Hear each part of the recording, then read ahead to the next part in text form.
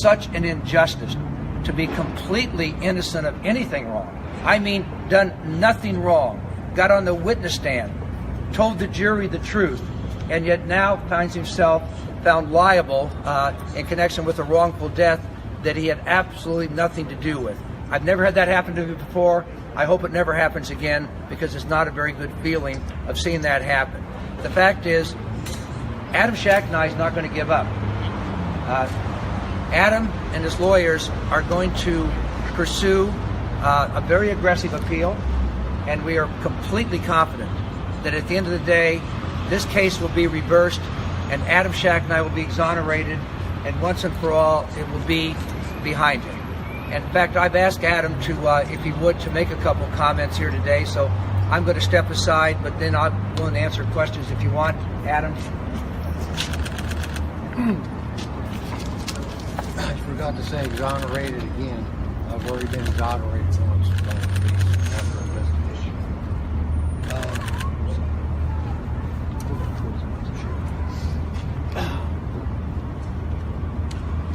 I guess one of the charges against me by the plaintiff's attorney was that I choose to live alone in my dwelling. I just want to thank people, close friends from home, people I haven't heard from in decades, people around the courtroom who saw this trial for their texts and calls and best wishes, and who thought you were innocent, they knew you were innocent. That kind of stuff appreciated. So the plaintiff's attorney says claims I live alone, but far from it. So he's going to find that out on appeal. I feel good about it. I also feel good about the case we just made. I thank Dan and David Ellsberg, and Krista, and the team. I'm standing tall. I'm not worried about these posers. They got away with something once. They got lucky. They say it's better to be lucky than good. They got lucky one time. I don't think they're going to get lucky again. So I think we made a good case. I'm proud of the case we made. If you value evidence, we made a good case. If you don't value evidence, then I guess we failed. I think we more than rose to the standard of guilty until proven reasonably innocent, which is not supposed to be the standard, but it's the one we met. Yeah, I was disappointed in the verdict, but I'm still the same person I was in 2011 when this happened, in 2013 when they filed the lawsuit that I thought, well, I just want to turn around and sue for defamation, because I don't think you should be able to say something like that in public about somebody for $50 or whatever it costs, completely made up. But hopefully it's eventually going to come back to, after a reversal, a defamation suit, a malicious prosecution suit, all stuff like that. But like I said, I'm not worried about it. I'm proud of the case we made. A lot worse things have happened to a lot better people, so this is nothing to me. I'm disappointed, but I got plenty of fight in me. I got plenty of health. I got married. I got lots of good friends. I got family, and whoever's worried about me, for, family and everything else, is just, this ain't nothing. Appreciate it. Adam, you said you were disappointed. Were you shocked? Can you go back up? Sorry. I mean, because nothing ever shocks me.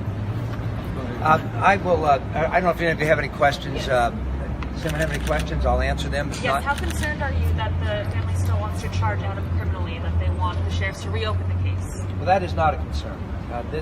You're very lucky here in California. The law enforcement mechanism here, I've been in law enforcement myself. When I saw these four agencies come together, no turf problems, they said, we're going to work together, we're going to get to the bottom of this, and we're going to announce the truth. And they were suspicious, as they should be, because of the circumstances of her hanging. And they said, there looks like there could be something going on here. They tore it apart.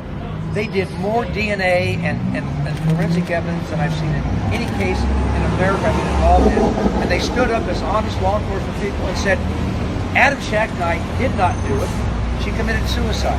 So there's no risk of a criminal prosecution when you have honest, decent people in law enforcement that try to find out the truth, then find out the truth, make a public announcement, put their reputations on the line, and they did that here in California, and I found that to be a proud moment in law enforcement because I've had quite a bit of experience in that field. And the fact that the sheriff stood tall yesterday and basically stood up in the face of a jury verdict and said, wait a minute, that's wrong.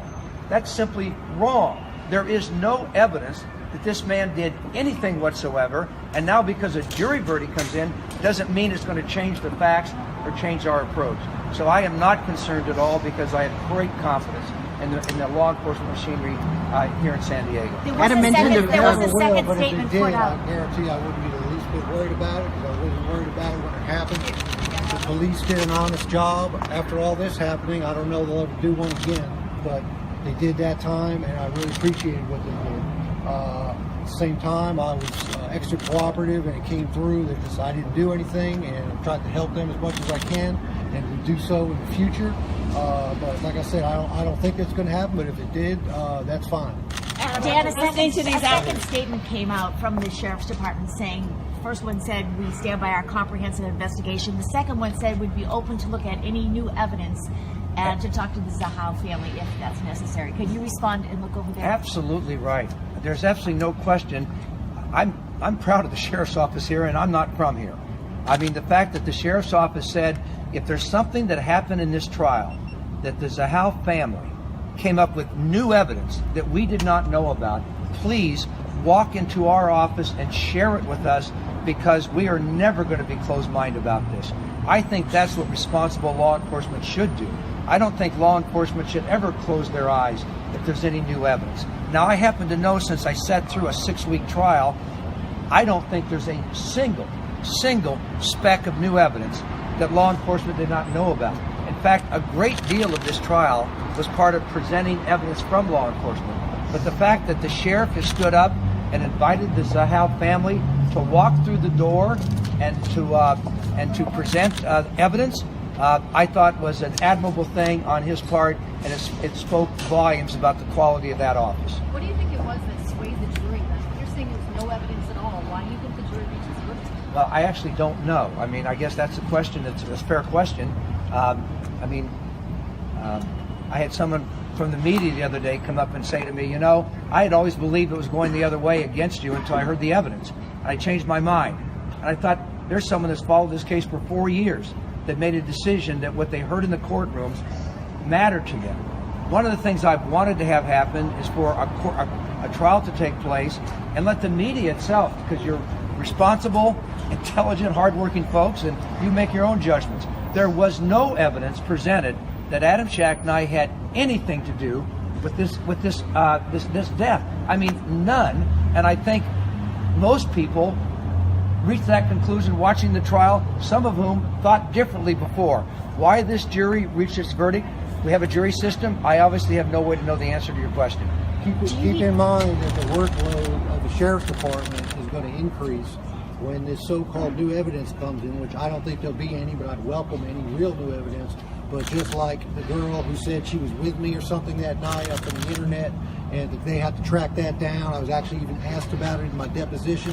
I'm sure there'll be, plenty of that. So they got their work cut out for them. But good luck on the new evidence. Adam, you had to listen to these allegations day in and day out that painted you as a cold-blooded killer.